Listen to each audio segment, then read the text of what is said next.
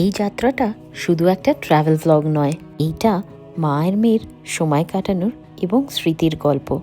শুরুটা কলকাতা থেকে, সেই চেনা শহর, সেই চেনা এয়ারপোর্ট। কিন্তু মনটা আজকে একটু বেশি এক্সাইটেড, কারণ আমাদের ফাইনাল ডেস্টিনেশনটা হচ্ছে পাহাড়। যাচ্ছি আমরা নৈনিতাল। বহু বছর পর আবার হিমালয়ের সন্নিগ্ধে। হিমালয় মাউন্টেন রেঞ্জেস একটা আলাদাই টান আছে। ইন্ডিগো এয়ারলাইন্সের ফ্লাইটটা আমাদের ছিল খুবই ভোরের, 5:30টার। তাই ভোর ভোরই এয়ারপোর্টে পৌঁছে গিয়ে ফ্লাইটটা বোর্ড করে ফেললাম আমরা।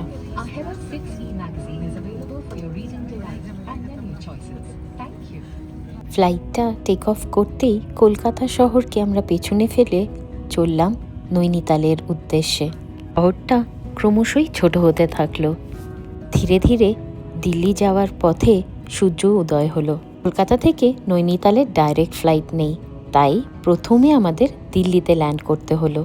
আর দিল্লিতে ল্যান্ড করতে না করতেই দেখলাম শহরটা একদম ফগে ঘেরা। দিল্লিও কিন্তু আমার অতি পরিচিত শহর। বহু বছর চাকরির সূত্রে আমরা দিল্লিতে ছিলাম। ব্যাস পৌঁছে গেলাম দিল্লির টার্মিনাল 1 এয়ারপোর্টে। এখন আমরা নেমে গেছি। এবার আমাদের কানেক্টিং ফ্লাইট আছে হচ্ছে গিয়ে টার্মিনাল 1 থেকে। তো আমরা এখন আবার 4 ঘন্টার জন্য বসবো, তারপরে আমরা উঠবো একটা ছোট্ট ফ্লাইটে যেটা যাবে পান্তনগর। আর পান্তনগর থেকে তারপর আমরা যাব নৈনিতাল। ভোরের ফ্লাইট হওয়ার দরুন বাড়ি থেকে কিছুই খেয়ে বেরোতে পারিনি, তাই এয়ারপোর্টেই ব্রেকফাস্টটা সারলাম। ইডলি এসে গেছে আমাদের।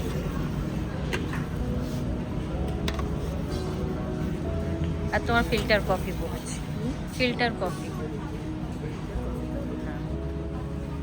দিল্লি এয়ারপোর্টে টার্মিনাল 1 যাত্রার মাঝে একটা ছোট্ট বিরতি, কিন্তু এই বিরতিটাও গল্পে ভরা। চারিদিকে মানুষের ভিড়, ট্রলি টানার শব্দ, আর মাথার ভেতর পরের ফ্লাইট ধরার উত্তেজনা।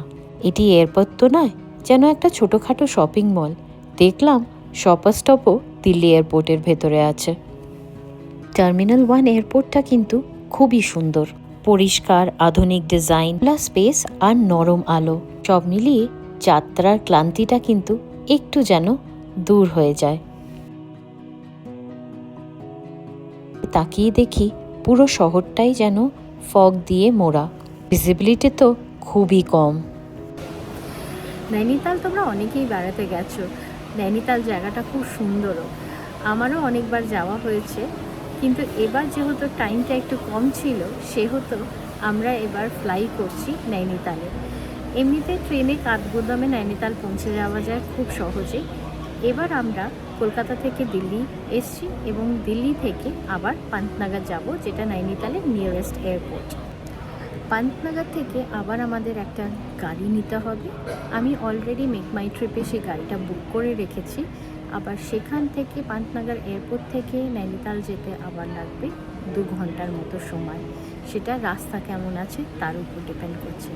আর এখন আমি বসে আছি দিল্লি এয়ারপোর্টে। আমাদের সকালের ফ্লাইট ছিল, তোমরা দেখেছো, আমি ফ্লাইটটা দেখিয়েছি কত ভোরের ছিল। সকালের ফ্লাইট ছিল, আমরা 5:30টায় ফ্লাইট বোর্ড করেছি আর দিল্লি এসে 7:30টার মধ্যে পৌঁছে গেছিলাম। কিন্তু এখন যেটা মুশকিল হয়েছে, যেহেতু বাইরে অনেক অনেক ফোন, সেহেতু আমাদের পান্তনগর ফ্লাইটটা ডিলে হয়েই যাচ্ছে। ছাড়ার কথা ছিল 12টায়, এখন ছাড়ছে 12:30টায়। ফ্লাইট ডিলের দরুন আমরা আবার স্টারবাকস থেকে ক্রসও নিয়ে এসে খাচ্ছি। এখন ছাড়বে হচ্ছে 12:50। এখন বাজে 12:30। এখনও ফ্লাইটের কোনো নামগন্ধ নেই, কিছুই নেই। এখন দেখাচ্ছে 12:50-তে, কিন্তু কোথাও গেট ইনফরমেশন, এর যদিও বা আমি অনলাইন দেখতে পাচ্ছি যে 42-তে আছে, কিন্তু বোর্ডে কোনো ইনফরমেশন বা কিছু দেখাচ্ছে না।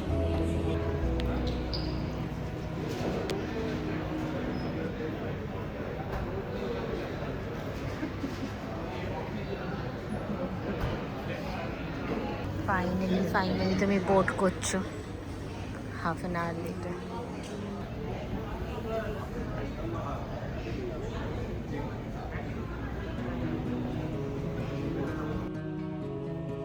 দিল্লি থেকে পান্তনগরের ফ্লাইটটা একটু আলাদা।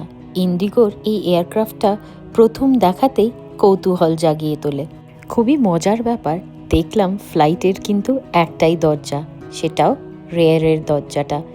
আর ফ্লাইটে তো এখন এরকম একটা স্লাইডের মতো দেওয়া আছে, নাহলে কিন্তু দরজা থেকেই সিঁড়িটা নেমে আসে। এয়ারক্রাফটটা কিন্তু খুবই ছোট, তাই খুব কাছাকাছি বসা। কিন্তু ছোট ফ্লাইট হলে কি হবে, ফ্লাইটটাই কিন্তু পুরোই ভর্তি ছিল।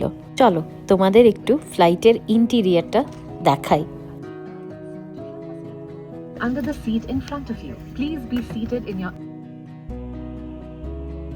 বাস, অনেকক্ষণের প্রতীক্ষার পর এইবার আমাদের পান্তনগরের এয়ারক্রাফটটা টেক অফ করলো দিল্লি থেকে।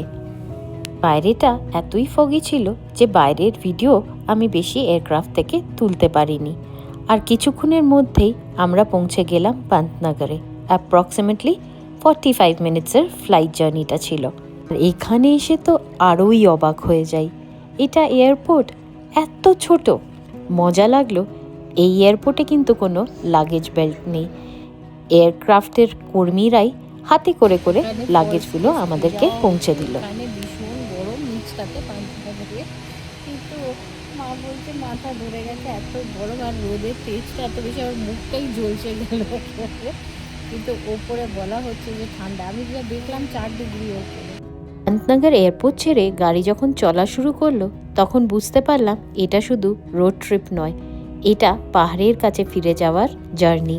গাড়িটা আমি অলরেডি মেক মাই ট্রিপ দিয়ে বুকিং করে রেখেছিলাম। জিজ্ঞাসা করে জানতে পারলাম মোটামুটি 3.5 থেকে 4 ঘন্টার মধ্যেই নৈনিতাল পৌঁছে যাওয়া যায়।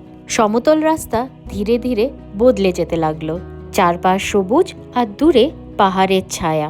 মামের এই ছোট্ট সফরে বাড়ির ভেতরে গল্প, হাসি আর নীরবতার মাঝেও ছিল এক অদ্ভুত শান্তি।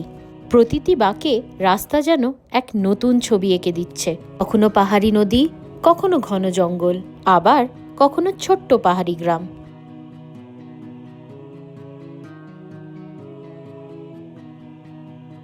রাস্তায় আমরা দাঁড়িয়ে পাহাড়ি কমলা লেবুও কিনলাম। 100 টাকায় কতগুলো কমলা লেবু দিয়েছে দেখুন। কমলা লেবু খেতে খেতে আমরা আবার এগিয়ে চললাম নৈনিতালের উদ্দেশ্যে। নৈনিতালের দিকে যতই এগোচ্ছি ততই বাতাসটা ঠান্ডা হয়ে উঠছে। এই পাহাড়ি পথ, এই নীরবতা সব মিলিয়েই মনে হচ্ছিল অনেক দিন পর নিজের সঙ্গে একটু সময় কাটাচ্ছি।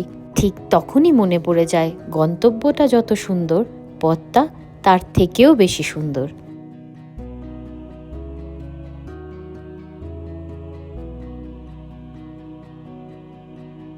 এবারে আমাদের নৈনিতালের স্টে ছিল দ্য নৈনি রিট্রিটে।